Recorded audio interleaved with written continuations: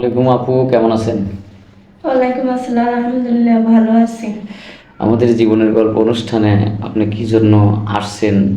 বিস্তারিত আপনার জীবনের গল্প আমাদের দর্শকদের মাঝে তুলে ধরেন।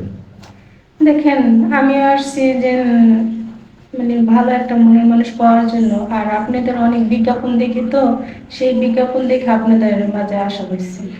আচ্ছা, বিয়ের জন্য আসছেন, ভালো পাত্রের জি জন্য। জি। আপনার বয়স কত? আমার বয়স 26 বছর। 26 বছর। জি। আগে বিয়ে শাদী হয়েছে আপনার? হ্যাঁ, বিয়ে হয়েছিল। বিয়ে হয়েছিল। জি। এখন মানে স্বামীর সাথে কি ছাড়াছাড়ি হয়েছে না মারা গেছে? না, স্বামী মারা গেছে। কতদিন আপনার সংসার, মানে কতদিন করেছেন? 2 বছর সংসার করেছিলাম, কিন্তু ও মারা গেছে, পরে তারপর ওখান থেকে আমি চলে আসছি। অসুস্থ হয়ে মারা গেছে না অ্যাক্সিডেন্টে মারা গেছে? না, অসুস্থ হয়ে মারা গেছে। অসুস্থ হয়ে মারা গেছেন জি। না? আচ্ছা, আপনার বয়স কত?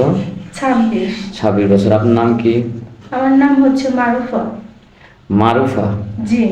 উম, আচ্ছা, আপনার দেশের বাড়ি কোথায়? আমার দেশের বাড়ি শরীয়তপুর। দেশের বাড়ি শরীয়তপুর। জি। তা আপনি লাইফ পার্টনার হিসেবে কেমন ছেলে চাচ্ছেন?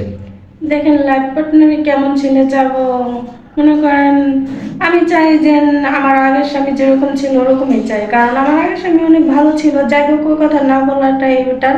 কারণ আমার জীবনে এখন যে আসবে, যে আমাকে মনে করেন পুরা সম্পূর্ণভাবে দায়িত্ব নিতে পারবে, এবং কি আমার বাড়িতে বাবা আছেন, ঠিক আছে, আর ছোট্ট 2টা ভাই আছে। কিন্তু আমি হচ্ছি সবার বড়, মানে ভাই বোনের ভিতরে আমরা 3 বোন 2 ভাই, ঠিক তিন আছে। বোন দুই ভাই। জি জি। আপনার বাবা কি করে? আমার বাবা কৃষি কাজ করেন। কৃষি কাজ করে। জি। উনি কি এখনো সুস্থ আছেন? না, উনি মোটামুটি আর কি সুস্থ। কি করব, এখন দেখা গেছে সংসারে এতগুলা মানুষ তো চালান লাগবে, বুঝেন না। এজন্য যেখানে মনে করেন কি কাজকর্ম পায় সেখানে চলে যায়। জি। বুঝছি। জমি জমা আছে না? মোটামুটি আমাদের ওরকম জমি জমা নাই, শুধু বাড়িটুকু আছে। তো কৃষি কাজ করে না পরের বাড়ি কামলা দেয়? পরের বাড়ি কামলা দেয়। সেটাই বলেন, কৃষি কাজ করলে তো সে অনেক অর্থশালী লোক। না, আমাদের তো জায়গা জমি নাই, কা পরের বাড়ি কামলা দেয় আর কি, বুঝছি। কৃষি কাজ করে, সেটাই মানে বলছি। আপনাদের ওখানে এখন কি যৌতুক প্রথা চালু আছে না? হ্যাঁ, আমাদের ওদিকে যৌতুক চাই আর কি, যৌতুক চাই। যৌতুক তো সব জায়গায় চায়, কিন্তু বিষয় হচ্ছে কি, আপনি দেখতে শুনতে মাশাআল্লাহ, আপনার তো স্বামী মারা গেছেন, তারপরেও আপনি অনেক সুন্দর তো। আমাদের এখানে তো মানে আসার কি দরকার ছিল? আপনি তো দেশ গ্রামে অনেক ভালো ছেলে পেতেন, বিয়ে শাদী করতে পারতেন।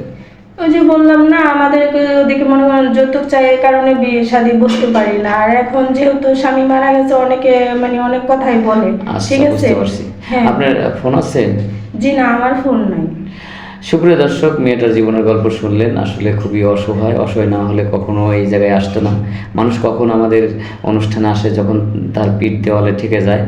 বাবা মা খুবই গরিব, যার কারণে যৌতুকের জন্য বিয়ে শাদী হয় না। এই জন্য আমাদের কাছে যদি কোনো সহৃদয়বান ভাই যদি মেয়েটাকে পছন্দ করে থাকেন, তাহলে অবশ্যই আমাদের নম্বরে নক করবেন।